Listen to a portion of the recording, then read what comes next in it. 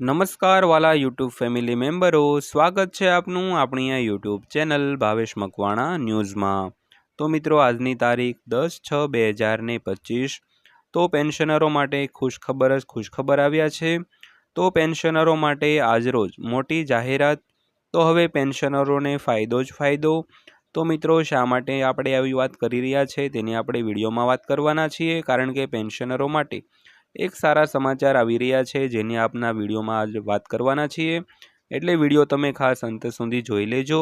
અને હજી સુધી જો આપણી આ ચેનલ તમે સબસ્ક્રાઈબ ન કરી હોય તો આવી જ માહિતીઓ મેળવવા માટે આપણી આ યુટ્યુબ ચેનલ પણ સબસ્ક્રાઈબ કરી લેજો મિત્રો। તો શરૂ કરીએ આજનો વિડીયો। તો વાત કરીએ તો કેન્દ્ર સરકાર 8મા પગાર પંચ અંગે સતત પગલાં લઈ રહી છે। તો તાજેતરમાં સરકાર તરફથી 8મા પગાર પંચ માટે કર્મચારીઓની નિમણૂક અંગે નવા અપડેટ્સ આવ્યા છે।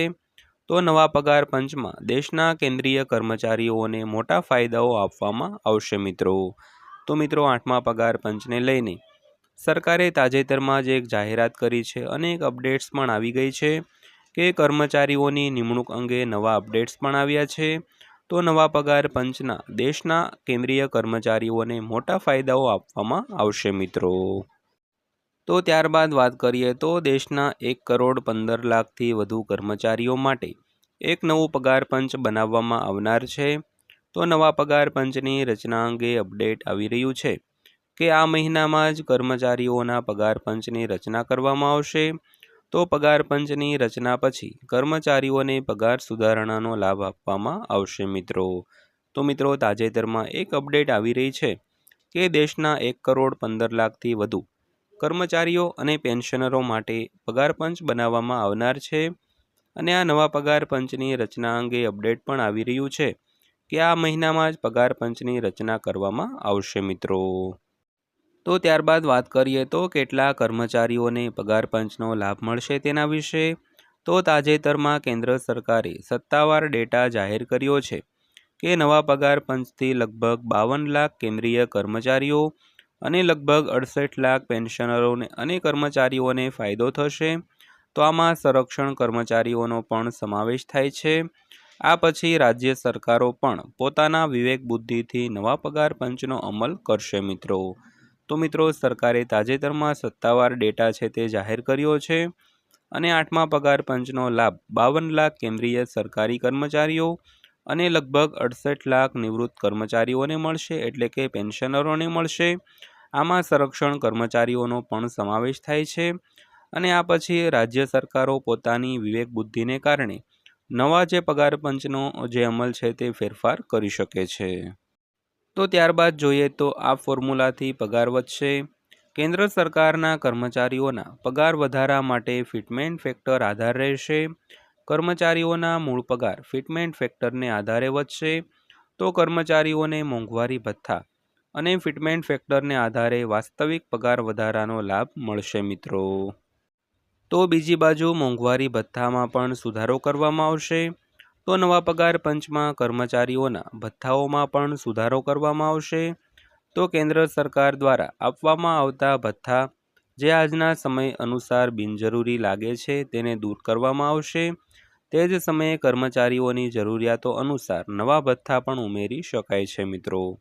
તો મિત્રો, કર્મચારીઓની જે જરૂરિયાતો હોય તે પ્રમાણે નવા ભથ્થાઓ ઉમેરી શકાય છે અને આજના સમયમાં જે બિનજરૂરી ભથ્થા લાગતા હોય તેને 8મા પગાર પંચમાં દૂર પણ કરવામાં આવે છે મિત્રો।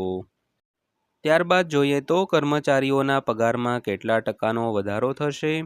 તો કર્મચારીઓના પગારમાં વધારાની ટકાવારી ફિટમેન્ટ ફેક્ટર પર આધારિત રહેશે। તો હાલમાં ફિટમેન્ટ ફેક્ટર અંગે કોઈ સત્તાવાર ડેટા જાહેર કરવામાં આવ્યો નથી, પરંતુ એવી અપેક્ષા છે કે તે સરકાર 2.86 સુધીનો ફિટમેન્ટ ફેક્ટર આપી શકે છે।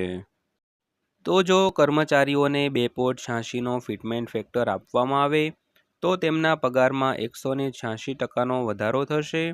તો આ વધારો મૂળ પગારમાં થશે। વાસ્તવિક પગારમાં પણ 40થી 50% વધારો થઈ શકે છે મિત્રો।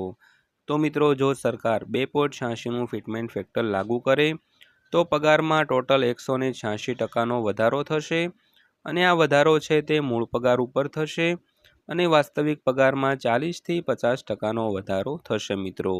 એટલે કે જો હાલમાં કર્મચારીનો પગાર 18,000 રૂપિયા હોય તો ફિટમેન્ટ ફેક્ટર 2.86 લાગુ કરવામાં આવ્યું હોય તો 18,000 ગુણ્યા 2.86 એટલે કે 51,000 સમથિંગ જે રૂપિયા પગાર થવાનો હોય છે, તેમાં વાસ્તવિક 40થી 50% પગાર વધી શકે છે. ત્યારબાદ જોઈએ તો કર્મચારીઓનો પગાર કેટલા ટકા વધશે. જો કર્મચારીઓનો સારો ફિટમેન્ટ ફેક્ટર મળે તો કર્મચારીઓના પગારમાં પણ ઘણો વધારો થશે. સંભવિત ફિટમેન્ટ ફેક્ટર મુજબ કેન્દ્રીય કર્મચારીઓનો પગાર 18,000 રૂપિયાથી વધીને 51,000 રૂપિયા સુધી થઈ શકે છે. એટલે કે જો સંભવિત એટલે કે 2.86નું ફિટમેન્ટ ફેક્ટર જો લાગુ કરવામાં આવે, જે ઘણા નિષ્ણાતો અનુમાન લગાવી રહ્યા છે, તો સંભવિત ફિટમેન્ટ ફેક્ટર મુજબ કેન્દ્રીય કર્મચારીઓનો પગાર 18,000 રૂપિયાથી વધીને 51,000 રૂપિયા સુધી થઈ શકે છે મિત્રો. તો ત્યારબાદ જો અંતમાં વાત કરીએ તો નવું પગાર પંચ ક્યારે લાગુ થશે. તો કેન્દ્ર સરકાર દ્વારા ટૂંક સમયમાં નવું પગાર પંચ લાગુ કરવામાં આવી શકે છે. તો એવી અપેક્ષા રાખવામાં આવે છે કે કેન્દ્ર સરકારની મોદી સરકાર શક્ય તેટલી વહેલી તકે આ કમિશનની રચના કરશે અને આ વખતે પગાર પંચની ભલામણોને સૌથી ઓછા સમયમાં લાગુ કરીને એક રેકોર્ડ બનાવશે મિત્રો. તો મિત્રો ટૂંક સમયમાં છે તે 8મું પગાર પંચ લાગુ થવા જઈ રહ્યું છે, જેની આજના વિડીયોમાં આપણે સંપૂર્ણ વિગતોની વાત કરી. તો વિડીયો પસંદ આવ્યો હોય, માહિતી સારી લાગી હોય તો વિડીયોને લાઇક કરજો અને આવા જ વિડીયો જોવા માટે આપણી આ યુટ્યુબ ચેનલને પણ સબસ્ક્રાઈબ કરી લેજો મિત્રો. તો ફરીવાર પાછા મળીશું એક નવા વિડીયો સાથે, નવી માહિતી સાથે. ત્યાં સુધી સૌને જય હિન્દ, વંદે માતરમ.